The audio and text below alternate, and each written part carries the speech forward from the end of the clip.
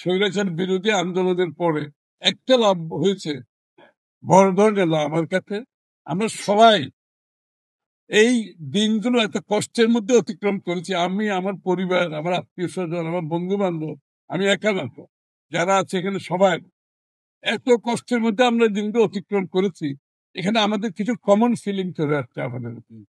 এটাই হচ্ছে বাংলাদেশের ভবিষ্যৎ।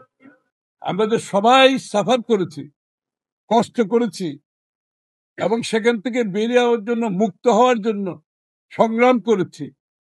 সেই জায়গাতে আমাদের মধ্যে একটা ফ্র্যাটার্নিটি ডেভেলপ করি, যে কারণে আজকে এখানে সবাই বসে আছে। বাংলাদেশের ইতিহাসে, রাজনৈতিক ইতিহাসে রাজনৈতিক দলগুলো একসাথে বসার কালচার কোনো সময় ছিল না, কোনো সময় ছিল না। কেউ কারো চেহারা পর্যন্ত দেখতো না। আজকে কিন্তু আমরা এখানে বসেছি সবাই মিলে, আমরা বসে ভবিষ্যৎ বাংলাদেশের কথা বলছি। আমরা এখানে বসে আগামী নির্বাচনকে কিভাবে সুষ্ঠুভাবে পরিচালিত করে দেশে একটি গণতান্ত্রিক অর্ডার ফিরিয়ে আনবো, সেই লক্ষ্যে আমরা সবাই চলছি, যার যার অবস্থান থেকে অবশ্য। কিন্তু উদ্দেশ্য একটা, যে 16 বছরের যে সংগ্রাম, সেটা ছিল বাংলাদেশের মানুষের গণতান্ত্রিক রাজনৈতিক সাংবিধানিক অধিকার ফিরে দেওয়ার সংগ্রাম ছিল। এবং সেই সংগ্রামে আমরা জয়ী হয়ে যে বাকি কাজটা আছে, সেই বাকি কাজটা যদি আমরা করতে না পারি, আজ পর্যন্ত কিন্তু 14 মাস হয়ে গেছে। হাসিনা পালিয়ে যাওয়ার পরে 14 মাস আমরা অতিক্রম করছি, আজ পর্যন্ত কিন্তু বাংলাদেশের গণতান্ত্রিক অর্ডার ফিরে আসেন। ডক্টর ইউনূস সাহেবের সরকার আছে, অন্তর্বর্তীকালীন সরকার আছে, কিন্তু বাংলাদেশে কিন্তু এখনো এই মুহূর্তে পর্যন্ত কোন গণতান্ত্রিক অর্ডার ফিরে আসেন। কোন, যার জন্য আমরা যুদ্ধ করেছি একটি নির্বাচিত সংসদ সরকারের জন্য, সেটা এখন আমরা পাইনি।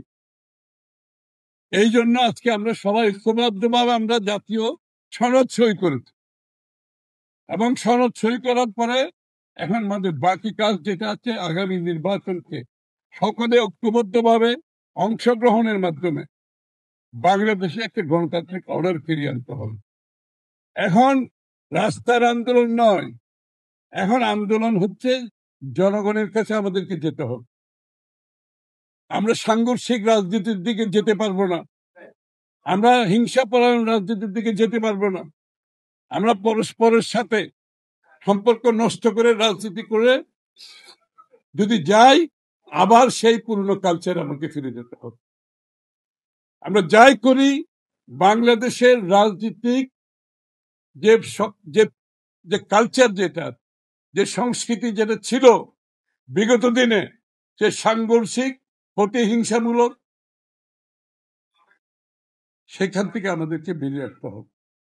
আজকে আগামীর বাংলাদেশ গড়তে হলে আমাদেরকে সহনশীল হতে হবে, একে অপরের প্রতি শ্রদ্ধাবোধ রাখতে হবে, দ্বিমত পোষণ করেও তার মতকে শ্রদ্ধা জানাতে হবে। আমাদের এই কালচারগুলো আনতে হবে। আরেকজনের সাথে দ্বিমত পোষণ করব, তারপরে তার মতকে শ্রদ্ধা জানাতে তো আমার অসুবিধা নেই। আমাদের এই কালচার, এই সংস্কৃতি ফিরিয়ে আনতে হবে। তা না হলে শত সংস্কার করেও, আপনারা যদি শত সংস্কার করে বাংলাদেশে কিন্তু সত্যিকার অর্থ গণতন্ত্র ফিরিয়ে এনে গণতন্ত্রকে প্রতিষ্ঠানিক রূপ দেওয়া যাবে। এই জন্য আজকে আমাদের সকলের মধ্যে ঐক্যবদ্ধভাবে যে নির্বাচন আসছে, সেই নির্বাচনে আমাদের অনেক দাবি আমরা ঐক্যবদ্ধ হতে পারি নাই, এবং এটাই স্বাভাবিক। অনেকে বলে যে আমাদের মধ্যে বিভেদ হচ্ছে। আমি মনে করি আমাদের মধ্যে কোনো বিভেদ হচ্ছে, আমাদের মধ্যে কোনো বিভেদ হচ্ছে না। আমাদের প্রত্যেকটি দলের নিজস্ব দর্শন, চিন্তা, ভাবনা, রূপরেখা আছে। এটা তো সবকিছু এক জায়গায় হবে না, তাহলে তো আলাদা দল হতো না, তাহলে তো আমরা বাকশাল হয়ে যেতাম। সুতরাং যার যার অবস্থানে আমাদের যে ম্যান্ডেট, আমরা সেই ম্যান্ডেট জনগণের কাছে যাব। সেই ম্যান্ডেট নিয়ে আগামী সংসদে নির্বাচনের মাধ্যমে, সংসদের মাধ্যমে পরিবর্তন আসবে, এবং অনেকগুলো পরিবর্তন রাতারাতিও আসবে না। এগুলো একটা সময়ের মাধ্যমে আমাদের পাবলিক ডিসকোর্সে, আলোচনার মধ্যে রাখতে হবে। যে কটা সমাধান হবে না, সেটাকে আমাদের জনসমক্ষে আলাপ আলোচনার মধ্যে রাখতে হবে, টেবিলে রাখতে হবে, আলোচনা চলতে থাকবে। যেটা আজকে হয় না, সেটা আগামী 6 মাস পরে হবে, 6 মাস পরে যেভাবে হবে না 1 বছর পরে হবে। এইভাবেই পশ্চিমা যে গণতন্ত্র পশ্চিমা দেশগুলোতে প্রতিষ্ঠিত হয়েছে, এই প্রক্রিয়ার মাধ্যমে হয়েছে। নির্বাচন প্রক্রিয়া চলতে থাকবে। নির্বাচন হচ্ছে আপনি এটা হচ্ছে কারেকশন প্রসেস, নির্বাচন হচ্ছে আপনার ফিল্টারেশন প্রসেস। কিন্তু এই নির্বাচনের ধারাকে আমরা যাতে বাধাগ্রস্ত না করি, নির্বাচনকে যদি বাধাগ্রস্ত যাই তাহলে কিন্তু গণতন্ত্র প্রতিষ্ঠিত করার কোনো সুযোগ নেই। আমাদের মধ্যে যেটা অমিল থাকবে আমরা জনগণের কাছে যাব, আমরা জনগণের ম্যান্ডেট নেব, আমরা ম্যান্ডেট নিয়ে সেটা আমরা সমাধান করব। রাস্তায় সাংঘর্ষিক অবস্থা, প্রতিহিংসার মাধ্যমে এগুলো সমাধান করতে গেলে আবার শেখ হাসিনার জমানায় ফিরে যেতে হবে। এটা করা যাবে না কিন্তু। সুতরাং আমাদেরকে আজকে সবাইকে মিলে ঐক্যবদ্ধভাবে সত্যিকার অর্থে একটা গণতান্ত্রিক পরিবেশ সৃষ্টি করতে হবে। সবাইকে ধন্যবাদ।